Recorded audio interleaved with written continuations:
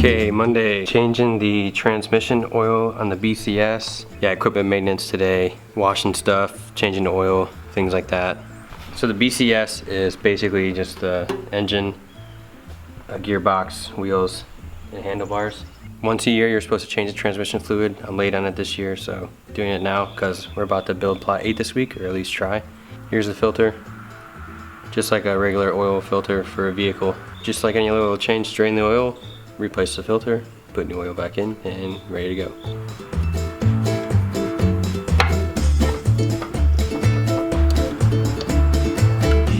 So this is something that we use pretty much every day. This is the wheel hoe from Haas. So you can see, you know, it's just like a stirrup hoe, except this is your oscillating hoe here, and you have the wheel and the handlebars. Travis at Haas just sent me this new design, and it's pretty good.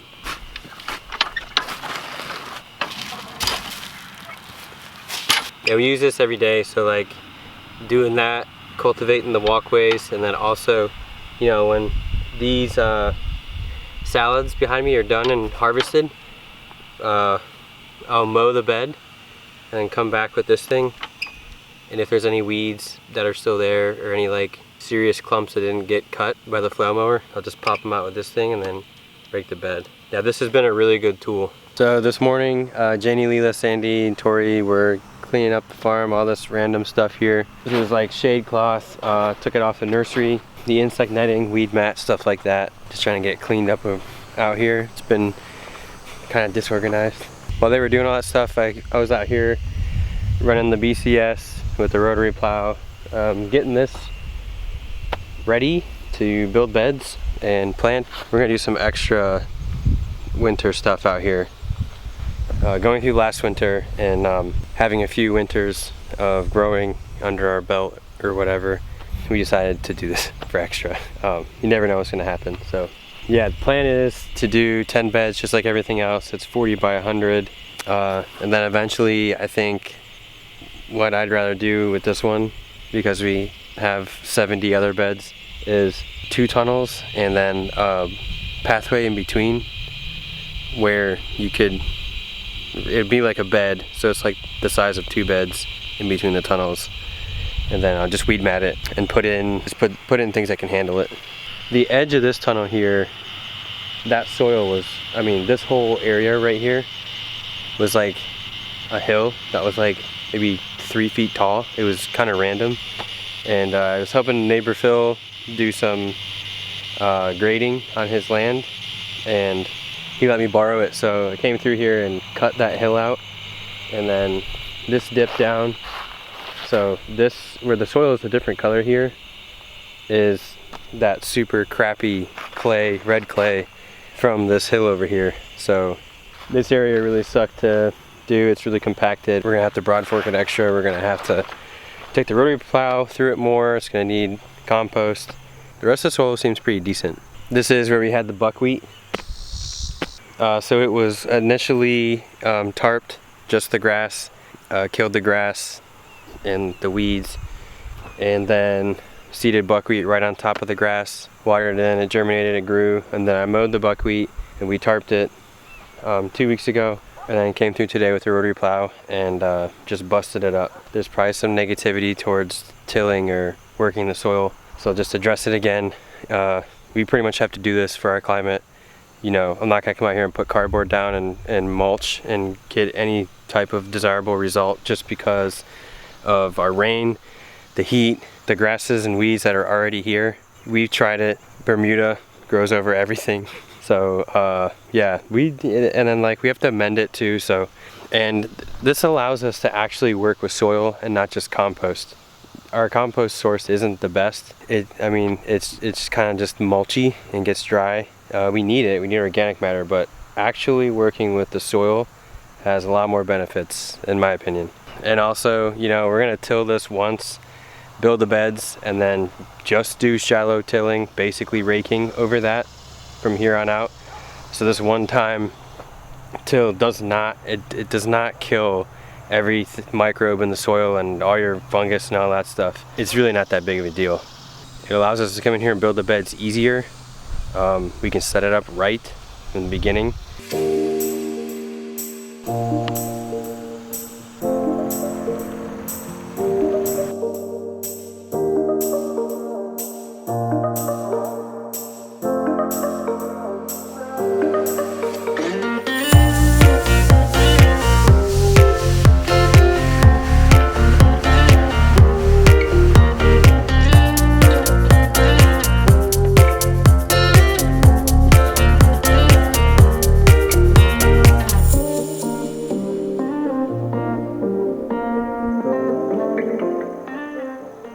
7 minutes past time. It's 5:07. Oh, we were so close. Yeah. We started this at 3, and Tori said, are we gonna get it done by 5? Your fault. Yeah, it actually is my fault because I had to go get eggs Oh yeah, for that's somebody. Right. Yeah, we had a customer come, so. It was a nice 54 degrees this morning. It's pretty chilly. The lows this weekend are gonna be in the high 40s, and we're supposed to get 3, maybe 4 inches of rain from Hurricane Sally. That's coming tonight and gonna be here all day tomorrow. So we gotta deal with that. And so that's gonna be the new plot that we just built. We're gonna tarp it and not plant it because of that much rain is probably gonna wash away some amendments, and it's just a ridiculous amount. It's annoying. We've experienced enough of it this year to know that, you know, those 2 or 3 days between when we can get it planted versus dealing with washout and stuff, not worth the effort. Yeah, so that's the agenda for today. Gonna get some stuff harvested, finish plot 8. Yeah, just try and keep things rolling. We were in the 90s till October last year. So actually, this is like the first real fall we've had since we live in North Carolina. We've been here for 6 years. Yeah, this is the coldest fall I've ever experienced here. And generally September is 90 degrees, 80 degrees, 60s in the mornings, not really 50s like today, and definitely not in the 40s. I don't think we got to the 40s till like November last year. Hopefully that helps with the pest issues and some fungal issues, and everything can be a cold season crop and start growing.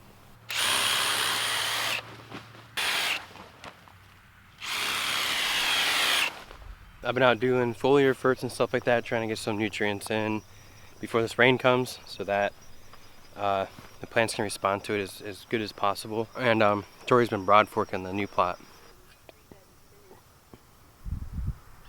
How's it going? Good. 2 more beds.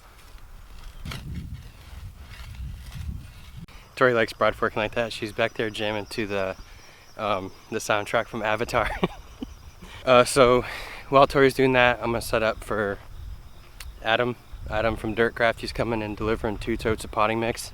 So gonna use the tree again and set the rope up here, tie it off at the base. Then he'll back his truck up here and I'll tie it to the tote, and he'll drive forward and it will land right there and we'll be good to go. So to set the rope, in case anybody wants to do this, I'll show you guys. This is a throw line. You can use a rock and paracord if you want. This is how you set your climbing line or rigging lines in trees, not by spiking them and taking the rope up manually.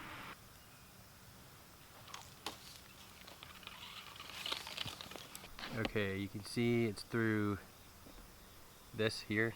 crotch, union, whatever you want to call it. So the next thing to do is take the end that you threw over, and I'm going to throw it through one of those up there. That way the weight of the rope is spanned out through the tree, and it's not all being put right on that one. It's a real simple way to make sure that you don't break the branch or something or whatever.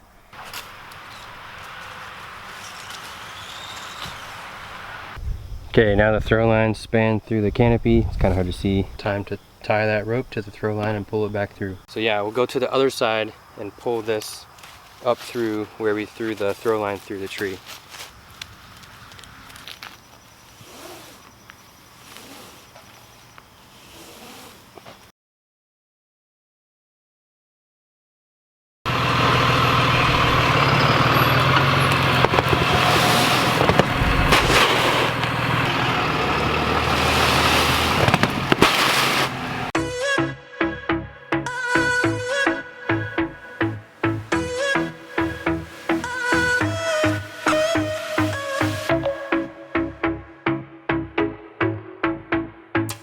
Okay, Emma got the wire hoops and row cover down there to cover the carrots for the rain tomorrow.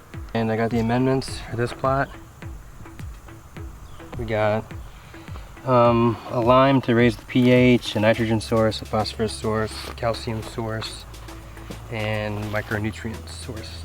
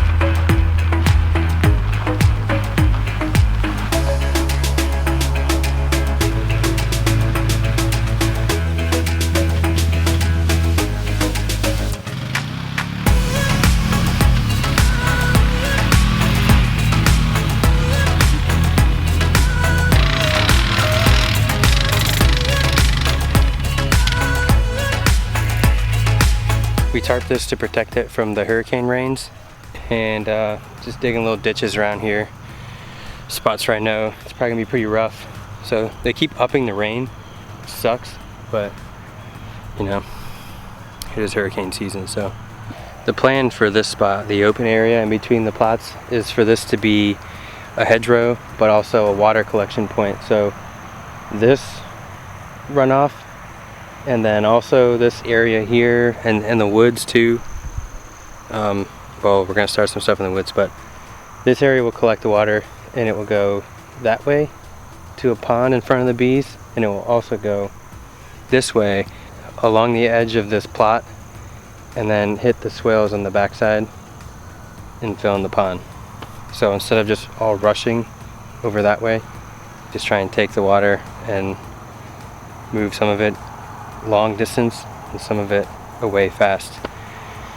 You know, if these rain events are going to be more common, then we're going to be messing with stuff like this for a while, and try and turn a problem into a solution. So the pond in front of the bees will reflect sunlight in the winter, in the morning, and also be a spot for toads and frogs to lay their eggs. You know, could be a mosquito trap, we don't know. We'll see. We'll do it and see what happens, but I'm looking forward to doing that because I don't like worrying about all these heavy rains.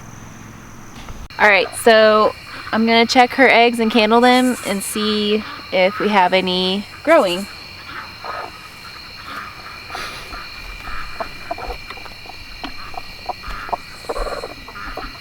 What I do is I just hold the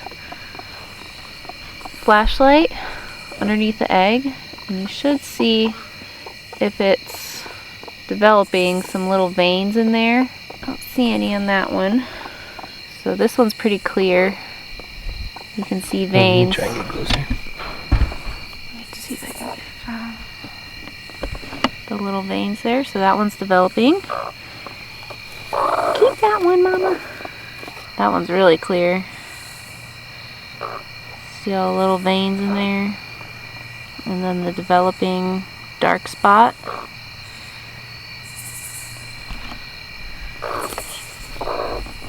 You want to candle them after 7 days, because if you don't, and there's some that are definitely not, they can explode, and then it will, all the, you know, egg and stuff will get on your other eggs and can potentially make them go rotten as well. Leave them for now. Candle them in another week, and if there's no progress, we'll check them out.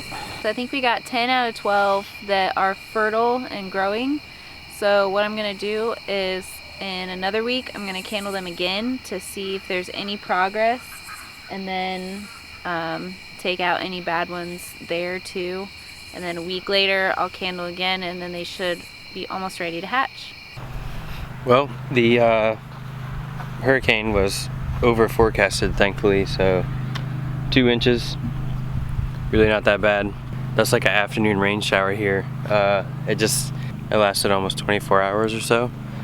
So all day yesterday was rainy, and it was harvest day, so we got soaked, but we did get a good bit harvested. Got a good bit of salad, arugula, bunching onions, fennel, that's head lettuce, purple carrots, bok choy and tatsoi, and some radishes. There's also collards, greens, other things like that. And we still got, you know, the last of the tomatoes and peppers really. We're gonna get a night around 42 this weekend, so those are pretty much done. So now it's cleaning up for farm pickups. Emma's about to be here. We're gonna do some planting and bed prep. Tori's out delivering to some restaurants right now.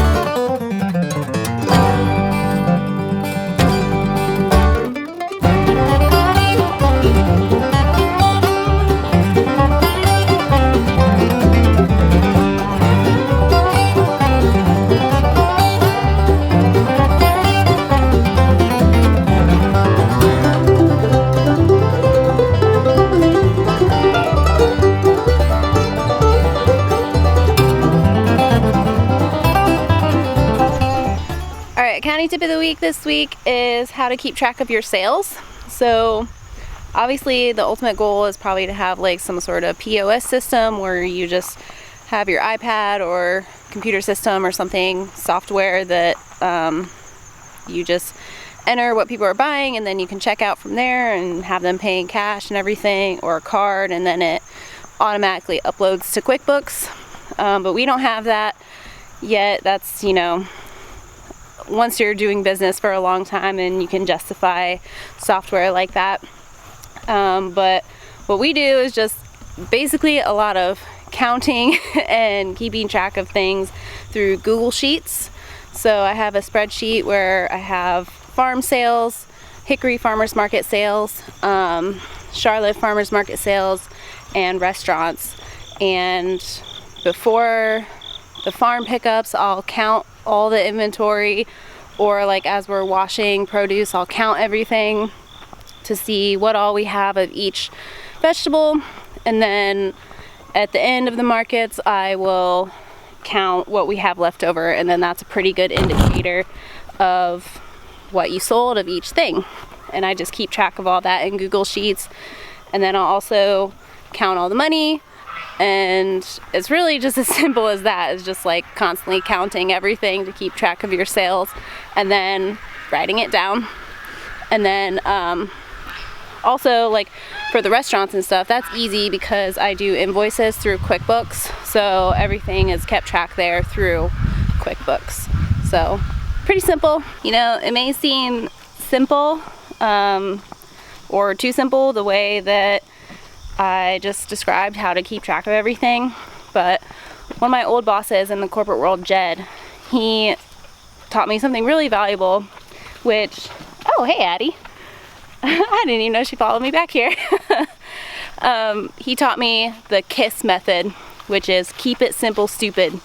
So that says a lot, you know, coming from him. There's no reason to overcomplicate things, especially when you can keep them nice and simple and easy. Obviously, I could go a lot deeper into it or analyze it a lot further, but when you don't need to, I don't think you need to. It's cold today. That really kind of sucks. It's like 40 something. Anyways, I'm not going to do a tree of the week this week. Instead, I'm going to show you guys the knot that I use. I learned this when I was a climber, and this is what you use like for all tree rigging. Not really, I mean there's tons of knots, but this is the most common use one. Like if you're tying it to a limb and you're going to cut the limb and it's rigged through the tree and all that. There's two different knots I'm going to show. One is like a basic part of the second one, but figured I'd show this since it's fall, almost winter, and people are going to be out working, you know, cutting wood, whatever. So here's the end of your rope. This is a bowline, so you loop it. The saying I think goes, so here's the end. The saying something like the rabbit goes through the hole, around the tree and back in the hole. So there's that. This goes around here.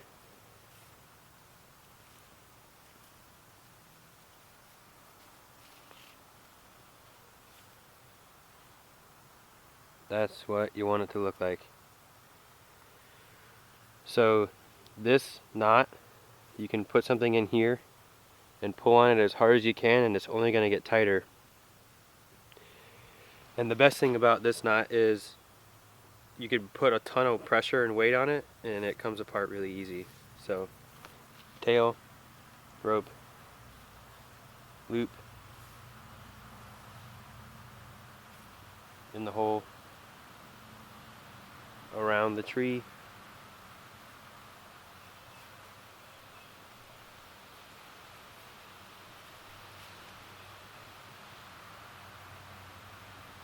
so that's going to take a lot of practice, and when you get used to it, it gets easier. But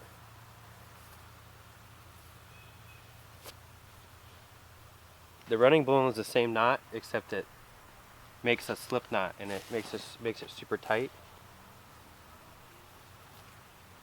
So at this point right here, you're tying the same thing as a bowline.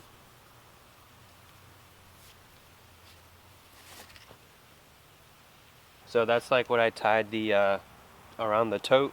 That's what I tie around the silage tarps, pieces of wood. That's what I tie in the end of the cat tunnels. Pretty much use this for a lot of things. And when you set it right, it's like with tying a knot, it's like you tie it and then you dress it, so it's like gonna bite right, and then you set it. So like, that's good. Now, so this one, even with the totes being like 600 or 700 pounds of potting mix, you put all that weight on this one knot, it's still gonna be just like the bowline and come undone real easy. Okay, let's see here, if this makes any sense. So it's wrapped around the tree. Bring this under, fold this back here. This comes around, goes in, around, back through. Then you want to set it.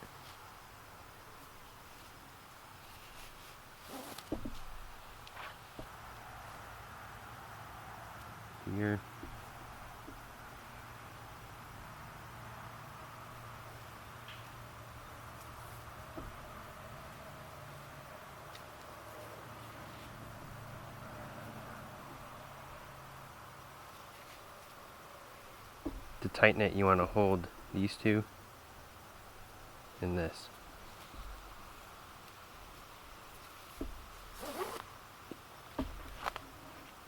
I hope that knot helps some of you guys out with something. It's kind of hard to film that and stuff, but busy week ahead again as we get ready for winter and stuff. But thanks for watching. Hope you guys have a good week.